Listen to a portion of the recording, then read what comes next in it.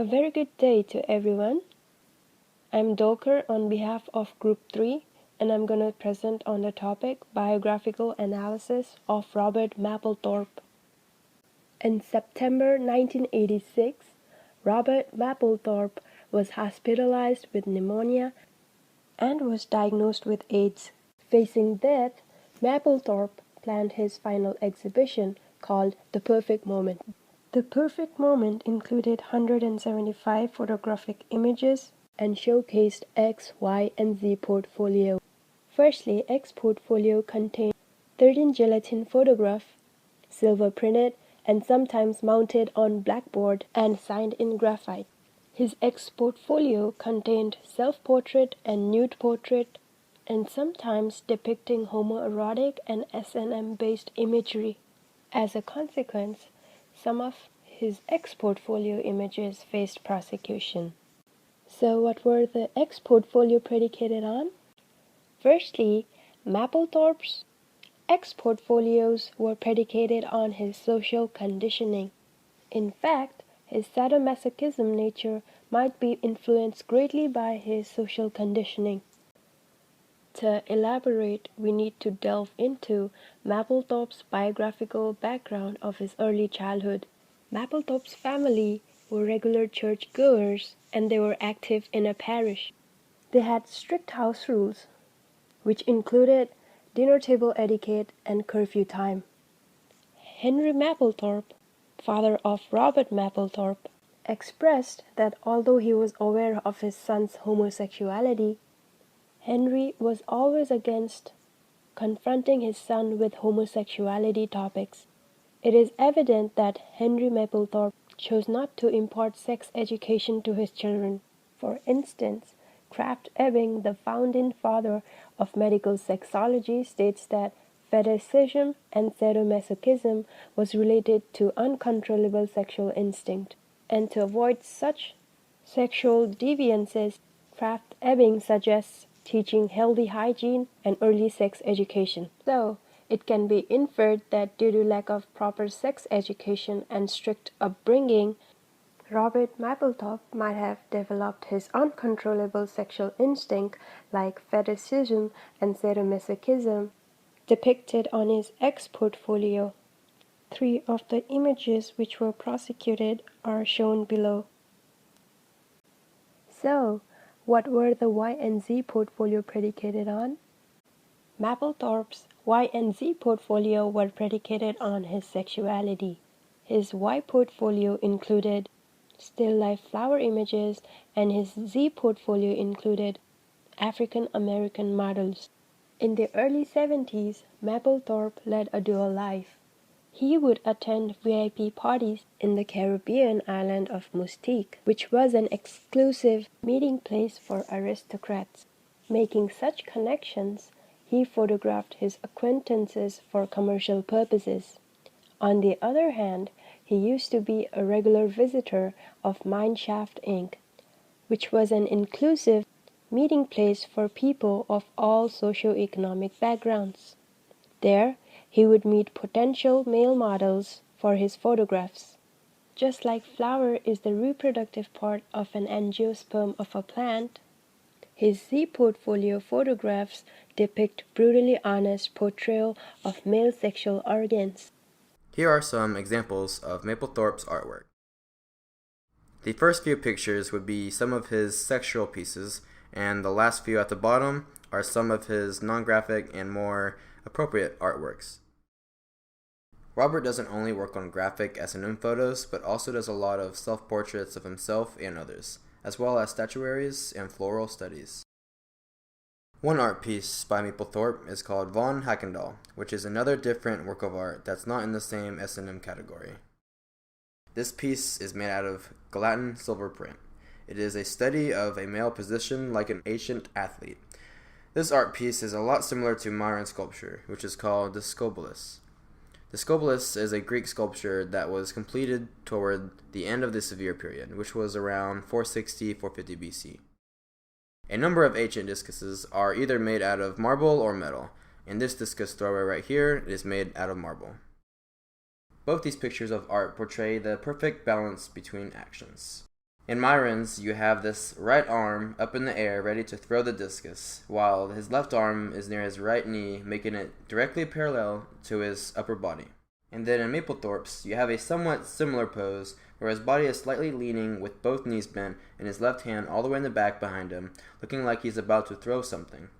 But I'm not entirely sure if it's a discus that he's about to throw.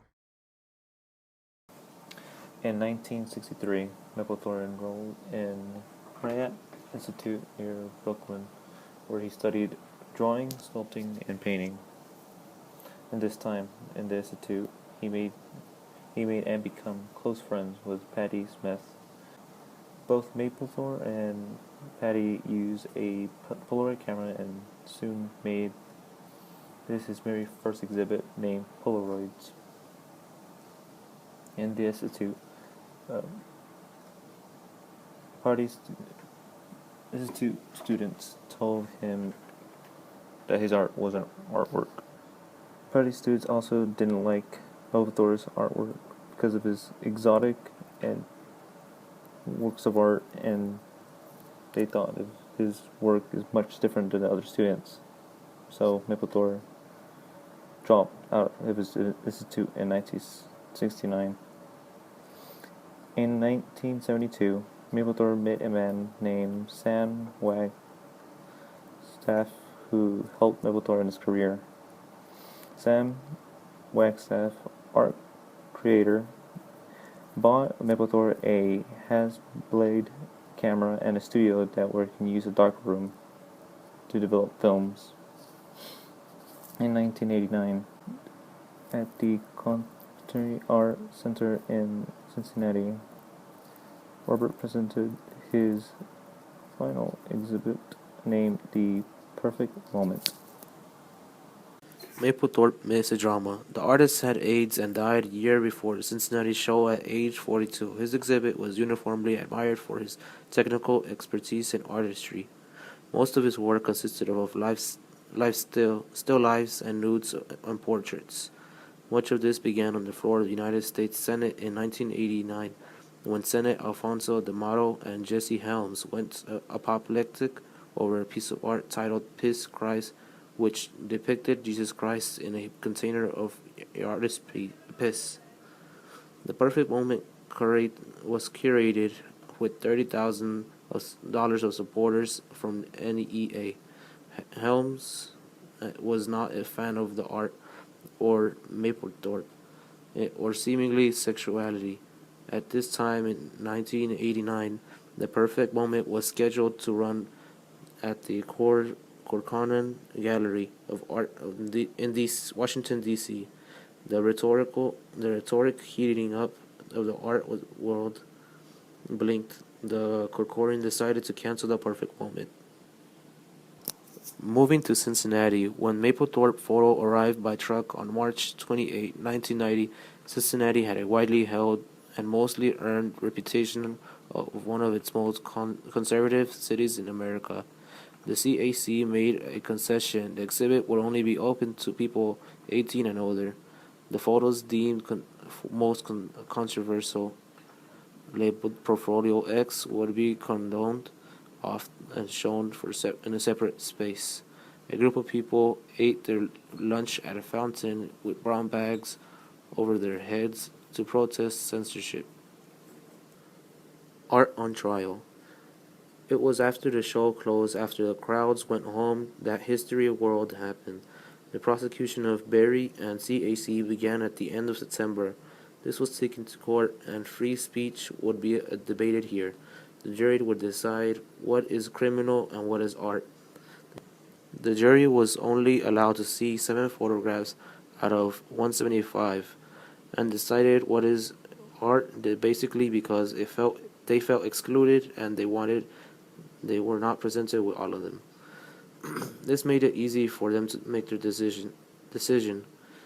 With this jury and the court decision regarding the photographs and judges ruling that the CAC was not actually a museum, the deck looked fairly stacked for a conviction. Most of the court's observers were certain of two things. This would take a while, and it looked good for Berry and CAC. Dennis Berry and the CAC were acquitted on all charges. The Mapplethorpe exhibit was not obscene. What does this mean? Berry could not believe it. He was facing a fine of jail time, even though nobody really thought he would ever see the inside of his cell, and conviction had been chilling. None of them seemed to like the images, but none thought anybody should tell somebody else what art can and cannot see. Mapplethorpe wasn't charged with anything. No museum or director has ever been charged since then. The Perfect Moment, June 30, 1989, solo exhibit tour, known for his blunt and obscene treatment toward art in a black and white medium of photography. Celebrity portraits, male and female nudes, self-portraits, and still-life images of flowers. In the late 1960s and early 1970s of New York City was seen as homoeroticism. The Corcoran Gallery of Art in Washington, D.C. showed his latest series that he explored shortly before his death. Bondage and Dominance, Euphrasia, BDSM, that stands for masochism, bondage, and dominance, and sadism. The cancellation of the show, which terminated the Corcoran's contract with the ICA because the museum did not want to get involved with politics. The American Family Association sighs on the exhibition to vocally oppose government support, nothing more than the sensational presentation of potentially obscene material. Both NEA and Corcoran deny there was any political pressure. The Mapplethorpe exhibit at the Corcoran received no NEA funding, though NEA did fund the same exhibit in Pennsylvania. The discussion in the Washington Times about Mapplethorpe brought out the worst in conservative commentators, many of whom fell even lower than Buchanan. Judith Reisman, for example, accused Mapplethorpe of being a Nazi, also accused Mapplethorpe of being a child molester.